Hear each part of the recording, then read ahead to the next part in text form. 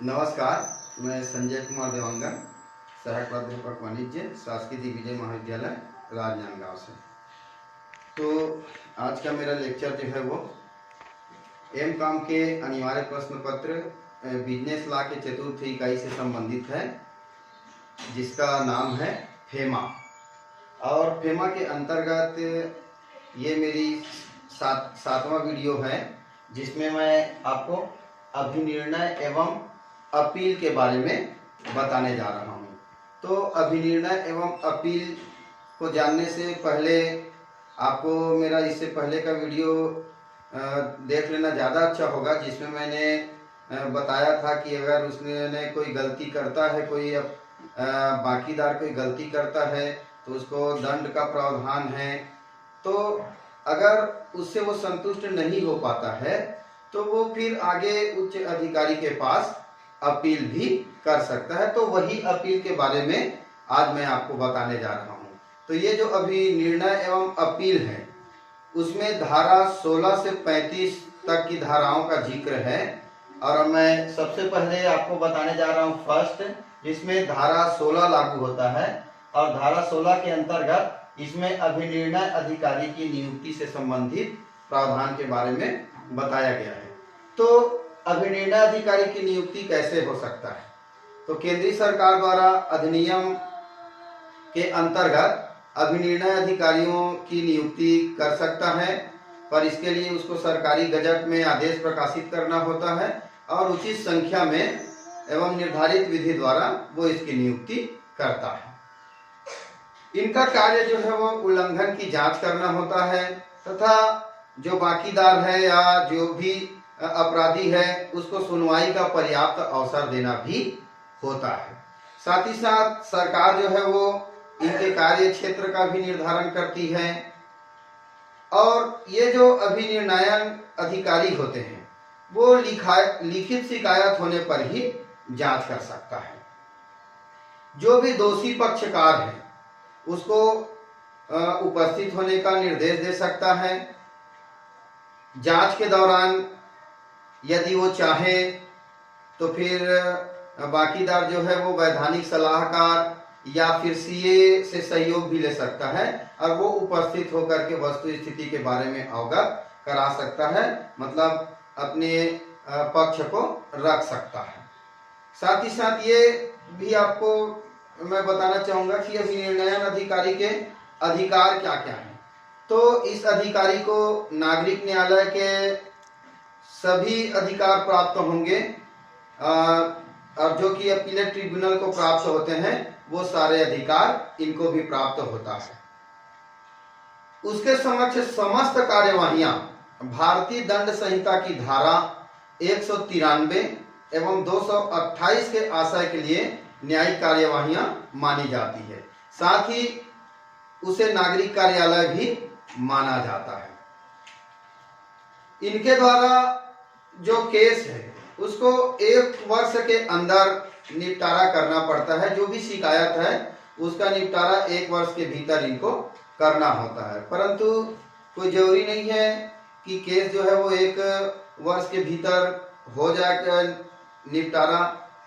तो अगर मान लो ऐसा लगता है कि वो 1 वर्ष के भीतर निपटारा नहीं हो पाएगा, कोई परिस्थितियां ऐसी आ गई है जिससे सुनवाई करना थोड़ा भी कठिन है, थोड़ा और समय की आवश्यकता पड़ सकता है, तो फिर ऐसी दशा में ये जो अभिनिर्णयन अधिकारी है वो लिखित में उसका कारण बताएगा कि किस कारण से वो 1 वर्ष के भीतर केस का निपटारा नहीं हो पाएगा और कितने महीने का और समय लिया जा सकता है।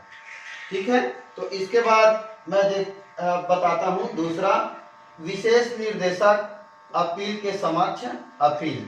अपील शब्द लिखने का मतलब ये है कि ये विशेष निर्देशक जो है वो अपील सुनने के लिए ही होता है। तो इनके समक्ष अपील करने की क्या प्रावधान है ये मैं बताऊंगा। इसमें धारा 17 लागू होता है। तो सबसे पहले विशेष निर्देशक की नियुक्ति के संबंध में प्रावधान देखते हैं। तो इसकी नियुक्ति भी केंद्रीय सरकार द्वारा किया जाता है। ये केंद्रीय सरकार जो है वो 1 या 1 से अधिक लोगों की नियुक्ति इस पद पर कर सकती है और इनके कार्य क्षेत्र का उल्लेख भी केंद्रीय सरकार के द्वारा स्पष्ट कर दिया जाता है। ये जो है वो अभिनिर्णयन अधिकारी के आदेशों के विरुद्ध की गई अपीलों की सुनवाई करता है। अब दूसरी बात आती है, अपील कौन कर सकता है।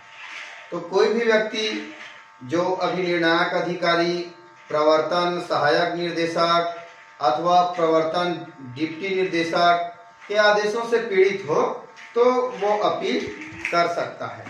अब हम देखते हैं अपील की अवधि क्या होगी। तो अपील की अवधि 45 दिन तक निर्धारित किया गया है। जब 45 दिन के भीतर, जैसे अभी निर्णयन अधिकारी ने कोई फैसला सुनाया है तो फिर 45 दिन के भीतर, उसके फैसले सुनाने के बाद से 45 दिन के भीतर उसको ये विशेष निर्देशक के यहाँ अपील करना होता है। परंतु अगर उस बाकीदार के पास कोई संतोषजनक कारण हो तो फिर अवधि को बढ़ाया जा सकता है। फिर इसके बाद हम देखते हैं विशेष निर्देशक के क्या अधिकार हैं। तो सुनवाई के पश्चात अभिनिर्णयन अधिकारी के आधार पर वो निर्णय दे सकता है, संशोधन कर सकता है या फिर चाहे तो रद्द कर सकता है। इसमें एक बात और ध्यान देने योग्य है कि जो भी फैसला लिया जाएगा और जो भी आदेश दिया जाएगा उसकी 2 प्रति बनाई जाएगी और दोनों प्रति में से एक प्रति अभिनिर्णयन अधिकारी को और दूसरी प्रति जो भी बाकीदार है उसको दिया जाएगा। इसके बाद हम देखते हैं तीसरा, अपीलेट न्यायाधिकरण की स्थापना। इसमें धारा 18 लागू होता है। ये जो धाराएं हैं वो बिल्कुल क्रम से ही बढ़ा हुआ है, 16, 17, 18 ऐसे लाइन से ये बढ़ता गया है। तो अपीलेट न्यायाधिकरण की स्थापना देखते हैं, धारा 18 इसमें लागू होता है। तो केंद्रीय सरकार जो है वो अधिसूचना जारी करके इसकी स्थापना करती है। यह जो न्यायाधिकरण विदेशी विनिमय के मामलों में अभिनिर्णयन अधिकारी तथा विशेष निर्देशक के आदेशों के विरुद्ध की गई अपील की सुनवाई करती है। अब देखते हैं चौथा है अपीलेट न्यायाधिकरण के समक्ष अपील। तो इसके संबंध में क्या विधि है ये मैं बताना चाहूंगा। सबसे पहले अपील कौन कर सकता है। तो केंद्रीय सरकार अथवा अभिनिर्णायक अधिकारी या फिर विशेष निर्देशक के फैसले से जो पीड़ित हो ऐसा व्यक्ति अपील कर सकता है, किंतु उसको पेनाल्टी की राशि जमा करना होगा। और वैसे चाहे तो अधिकारी जो है वो पेनाल्टी की राशि माफ भी कर सकते हैं। दूसरा है अपील की अवधि। तो अपील की अवधि जैसे मैं पहले ही कहा था वैसा ही 45 दिन है। उनको निर्धारित प्रारूप में निर्धारित शुल्क के साथ आवेदन देना होगा। अगर कोई उचित कारण बताते हैं तो 45 दिन की अवधि में वृद्धि भी किया जा सकता है। तीसरी बात आपको याद रखना है, अपीलेट न्यायाधिकरण के अधिकार। सुनवाई का उचित अवसर देना इसके अधिकार क्षेत्र में आता है और उसके बाद चाहे तो आदेश को बरकरार रख सकते हैं, संशोधित कर सकते हैं या फिर रद्द भी कर सकते हैं। चौथी बात, यहाँ भी आदेश की प्रति संबंधित पक्षकार को दिया जाएगा। पांचवी बात, अपील की सुनवाई।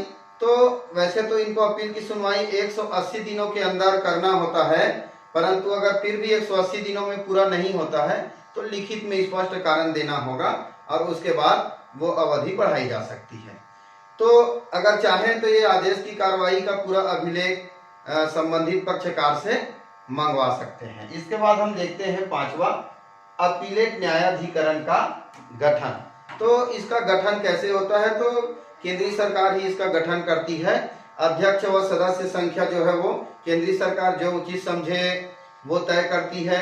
सरकार जो है वो इसके अंतर्गत एक विशेष क्षेत्र और एक पीठ का निर्धारण भी करते हैं। वो पीठ एकल भी हो सकता है और 2 सदस्य वाला भी हो सकता है। पीठ में एक अध्यक्ष एवं एक या एक से अधिक सदस्य होते हैं। इसमें सदस्यों का ट्रांसफर भी होता है, एक पीठ से दूसरी पीठ स्थानांतरण होते रहता है। जरूरत पड़ने पर 2 सदस्यों की पीठ में सुनवाई भी किया जा सकता है। इसके बाद हम देखते हैं छठवां, नियुक्ति की योग्यताएं। छठवां है नियुक्ति की योग्यताएं। तो ये अधिकारियों की नियुक्ति कैसे होता है इस संबंध में प्रावधान है इसमें। अध्यक्ष के लिए उच्च न्यायालय का न्यायाधीश या उसके समान योग्यता होनी चाहिए। सदस्यों के लिए जिला न्यायाधीश या उसके समान योग्यता होनी चाहिए। विशेष निर्देशक के लिए भारतीय वैधानिक सेवा का सदस्य होना चाहिए या इस सेवा में प्रथम श्रेणी के पद पर रहा हो, या भारतीय राजस्व सेवा का सदस्य तथा भारत सरकार के संयुक्त सचिव के समान पद पर रहा हो। इसके बाद हम देखते हैं 7वां, कार्यकाल की अवधि। तो कार्यकाल की अवधि 5 वर्ष की होती है और अध्यक्ष के लिए अधिकतम आयु 65 वर्ष और सदस्यों के लिए अधिकतम आयु 62 वर्ष निर्धारित किया गया है। इसके बाद हम देखते हैं सेवा की शर्तें। तो सेवा की शर्तें जो है वो शासन द्वारा निर्धारित की जाती है और उसको जो देय भत्ते हैं, देय वेतन है, वो सरकार द्वारा तय किया जाता है। इसके बाद हम देखते हैं 9वां, पदों का रिक्त होना। यदि पद रिक्त रह जाती है तो केंद्रीय सरकार अधिनियम के प्रावधानों के अनुसार नियुक्ति कर सकती है। जब चाहे तब सरकार जो है वो अगर रिक्त रहे तो नियुक्ति कर सकती है। 10वां, त्याग पत्र तथा हटाया जाना। तो अगर कोई अधिकारी कर्मचारी जो है वो त्याग पत्र देना चाहता है तो लिखित में केंद्रीय सरकार को आवेदन दे करके अपना त्याग पत्र प्रस्तुत कर सकते हैं। परंतु अगर केंद्रीय सरकार द्वारा हटाया जाता है तो मान लो अधिकारी कर्मचारी का अभद्र व्यवहार या असमर्थता हो तो फिर ऐसी दशा में केंद्रीय सरकार हटा सकती है। परंतु इसमें प्रावधान है कि जिसको भी हटाया जाएगा उसके पश्चात राष्ट्रपति जो है वो अपने द्वारा नियुक्त अधिकारी से इसकी जांच कराएगा और उसको अपने पक्ष रखने का मौका देंगे, उसके बाद ही हटा सकेंगे। अगर वो अपना पक्ष रखने में कामयाब हो जाता है, सही ढंग से अपना पक्ष प्रस्तुत करता है तो फिर उसको नहीं हटाया जाएगा।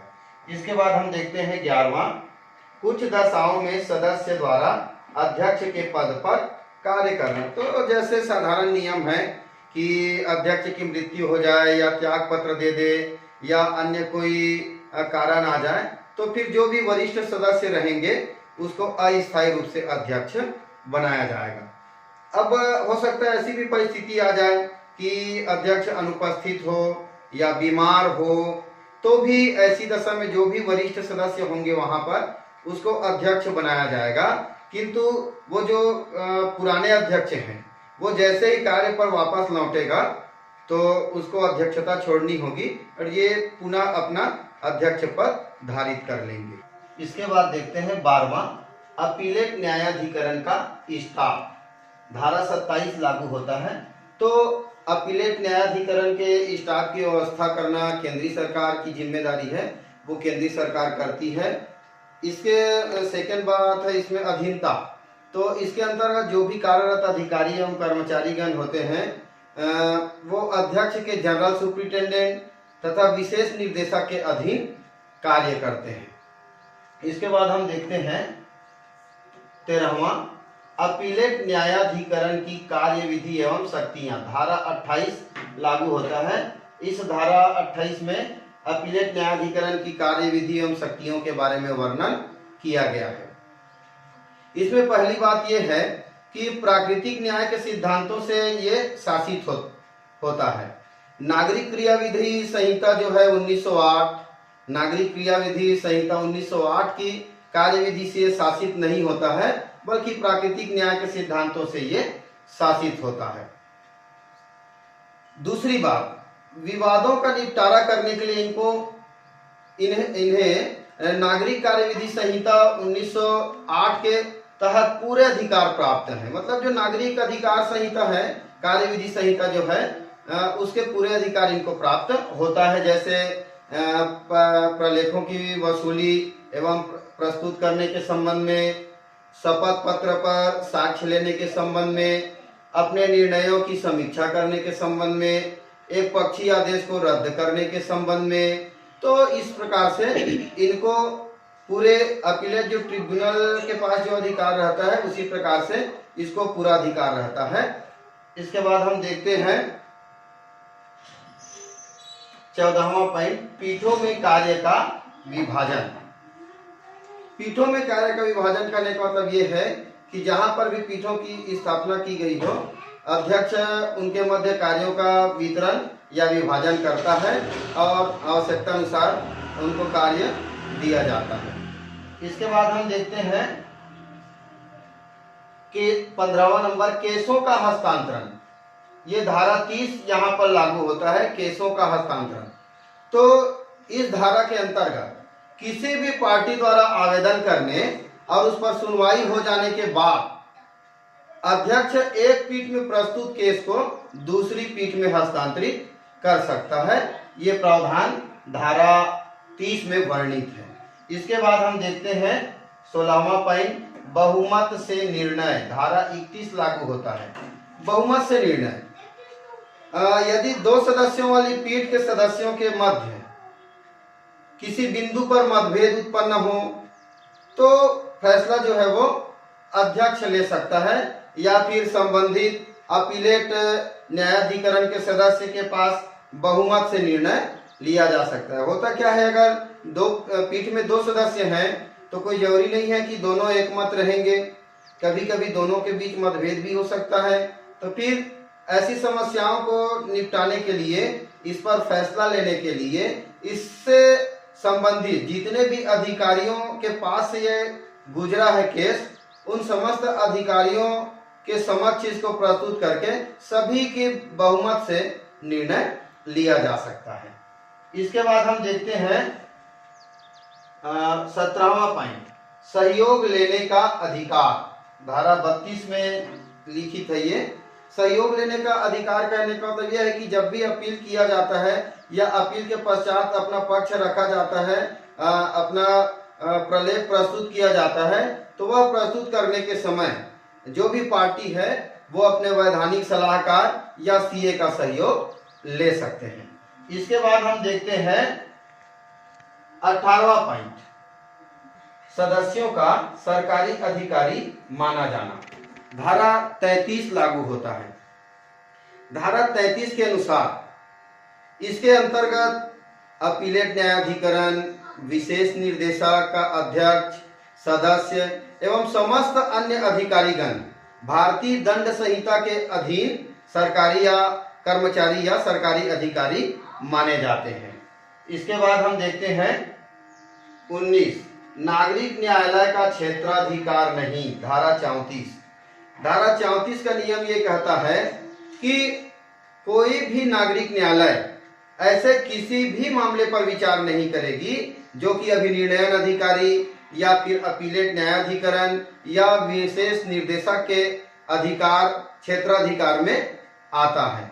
तो उसपे जो सामान्य न्यायालय है, जो नागरिक न्यायालय है, वो कोई भी मामले पर विचार नहीं करती है। ठीक है। इसके बाद है लास्ट 20वां, उच्च न्यायालय के समक्ष अपील। धारा 35 लागू होता है।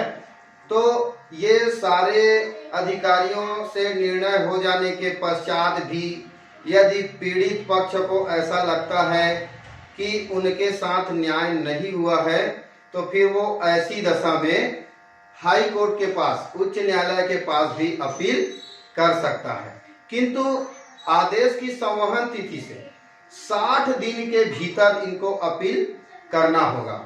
इसमें एक बात और है कि अगर यदि हाई कोर्ट संतुष्ट हो जाए कि पीड़ित व्यक्ति के पास इस बात का पर्याप्त कारण है कि वह इस अवधि तक अपील नहीं कर सकता था, तो फिर ऐसी दशा में 60 दिन के अतिरिक्त उनको 60 दिन का और समय, मतलब कुल 120 दिन के भीतर अपना अपील के लिए आवेदन निर्धारित प्रारूप में देना होगा।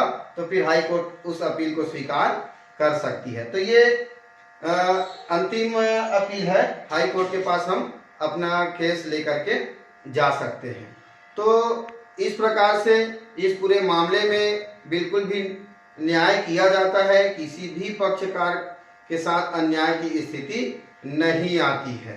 तो विदेशी विनिमय से संबंधित ये अभिनिर्णयन एवं अपील के बारे में आप लोगों ने जाना। ये फेमा से संबंधित अंतिम लेक्चर था। तो आपको अपील के बारे में काफ़ी कुछ जानकारी प्राप्त हुई होगी।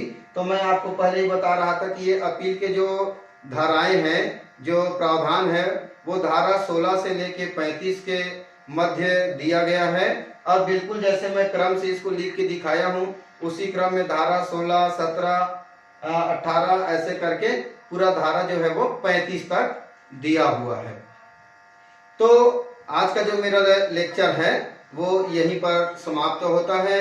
अगर आप फेमा के बारे में पूरी जानकारी लेना चाहेंगे तो मेरे द्वारा बनाई गई 7 वीडियो आप जरूर ध्यान से देखेंगे और सुनेंगे, तो फेमा के बारे में सारी जो जानकारी है वो आपको हो जाएगी और आपको कोई भी प्रॉब्लम या कोई समस्या नहीं आएगी। धन्यवाद।